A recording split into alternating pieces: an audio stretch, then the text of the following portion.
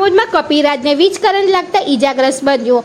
વીજ ટ્રાન્સફોર્મર ઉપર ચોંટી ગયેલા કપિરાજને સ્થાનિકોએ લાકડીથી દૂર કરી જીવ બચાવ્યો। આમોદ 4 રસ્તા ઉપર આવેલા બરફના કારખાના પાસે વીજ ટ્રાન્સફોર્મરના થાંભલા ઉપરના વીજ તારને અડી જતા આજે એક કપિરાજને જોરદાર વીજ કરંટનો ઝટકો લાગ્યો હતો। કપિરાજને પેટના ભાગે કરંટ લાગતા તે ઈજાગ્રસ્ત બન્યો હતો અને તે વીજ તાર ઉપરથી છૂટીને વીજ ટ્રાન્સફોર્મર ઉપર પડ્યો હતો।